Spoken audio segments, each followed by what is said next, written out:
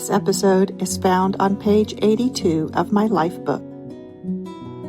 The years had gone round and our family was well settled into life in Chittagong. I was 9 going on 10, and I learned to love to color and draw on my own. My Bengali friend Ekadoshi was awed by my entire tin of wax crayons and pastel chalks. It made me feel good to give her a set of crayons for her very own. She had never even owned her own pencil. Momsy taught me it was more blessed to give and how to make the blessings go round and round. Just called me an organized pack rat. I love to keep all kinds of treasured things from my past, and I still have the pastel chalk art that I drew at age 12. An oversized canvas of my drawing way back when now hangs in my granddaughter's bedroom.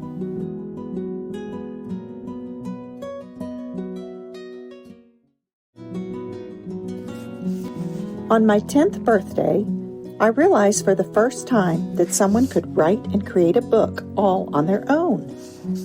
Back then, computers were humming, blinking behemoths the size of a refrigerator. Of course, pages to an original book could have been typed, but I don't suppose 15-year-old Mike Klein had access to one. He went to a Catholic school in Chittagong, and his father was working for the U.S. government, as did most foreigners in the city who were not fellow missionaries. Our families were just acquaintances, and they lived a few streets away, up on a hill in a large pucka house. At my birthday party that year, Mike gave me a small book entitled Little Sucker, a made-from-scratch storybook written just for me. He had drawn the illustrations, colored them, and handwritten the 31-page fairy tale, along with a variety of illustrated poems, such as America and the Little Candle. It was my very first inspiration that if one wants to write a book, just do it.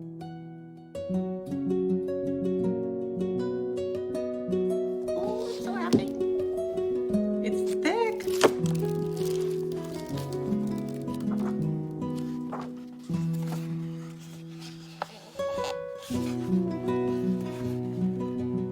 Print quality is super nice. The paper's really thick. Oh, I can't believe it. I have goosebumps.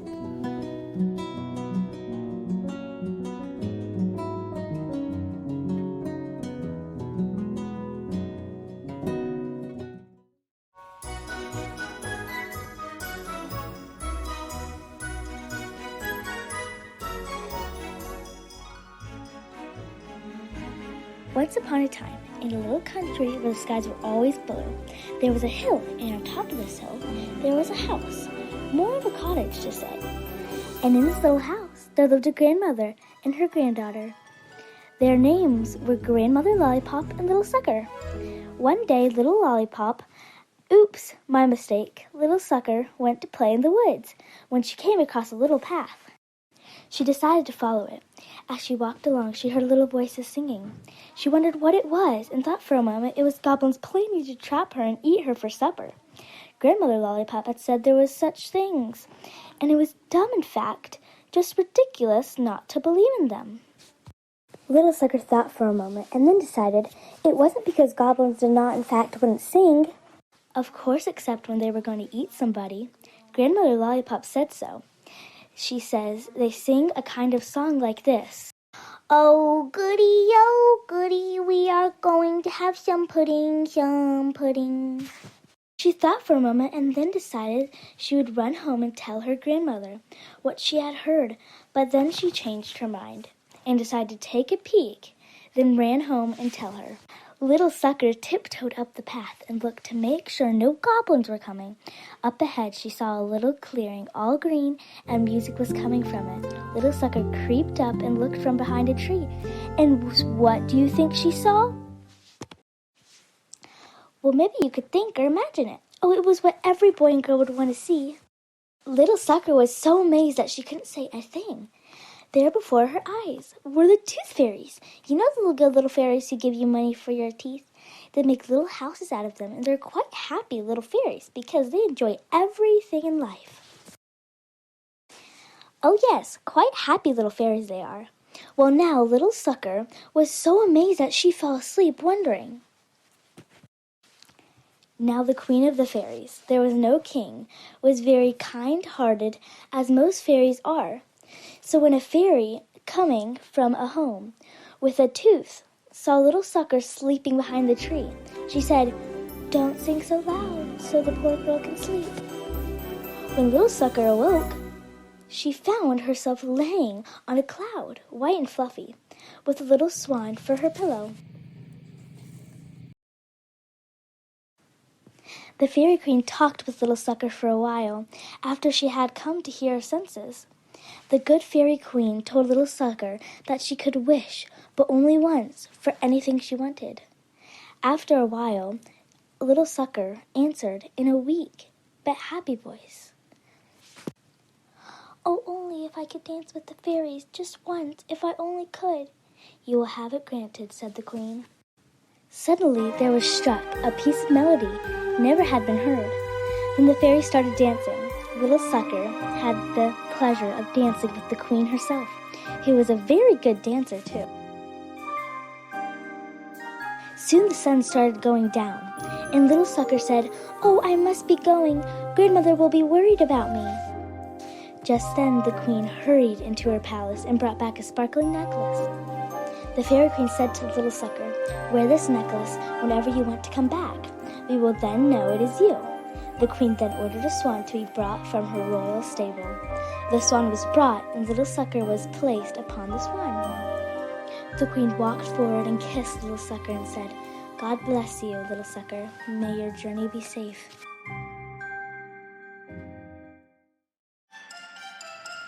Then with the clap of her hands, the swan was flying away. Little Sucker waved and shouted, "Goodbye!" Little Sucker wondered what a beautiful place that it is. And she was right, it was pretty. When she got home, Grandmother was in the kitchen, baking cookies for herself. Now Grandmother Lollipop was actually mean and grumpy, and really she was a witch. But Little Sucker was so kind-hearted and did everything she said for her to do, that she didn't notice her meanness. Now when Grandmother Lollipop saw Little Sucker coming up the path, she hid the cookies. When Little Sucker came in, Grandmother Lollipop acted worried and asked, "Where have you been?" Little Sucker answered in a happy voice, "I have been playing in the woods." So Grandmother told her to eat her bread and water and go to bed. Little Sucker did as she was told and went to sleep, dreaming of the fairies. Then Grandmother Lollipop stole into the kitchen and took out the cookies and laughed a witch's laugh, which is like, "Hee hee!" Then she ate the cookies, every one of them, and hopped into bed. This went on for a week. Finally, Grandmother Lollipop decided to follow Little Sucker one day, so as Little Sucker said goodbye and went through the gate and was out of sight behind the hill, Grandmother Lollipop hopped off the shortcut to the woods. When Grandmother Lollipop reached the woods, she looked down to see what she could see. Little Sucker was just coming round the little path behind the hill.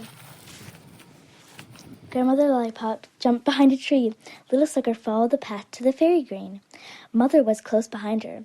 She then sat behind the tree and listened. "Oh, of all the things, just think. She's a peeping Tom. Isn't that just awful?"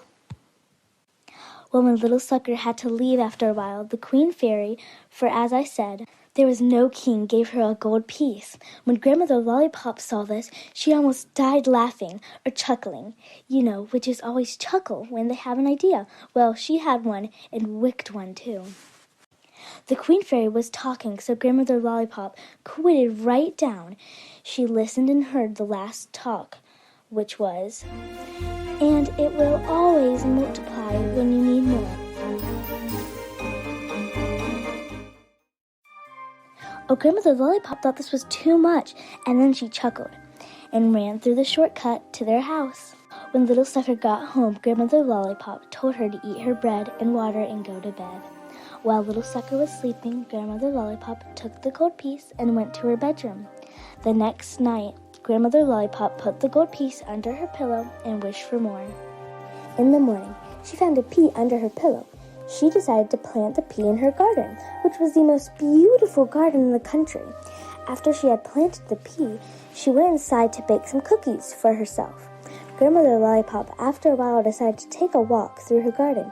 She looked out of the window, and what do you think she saw? Well, she saw that pea had grown about 20 feet high, and that was crushing all of her beautiful flowers.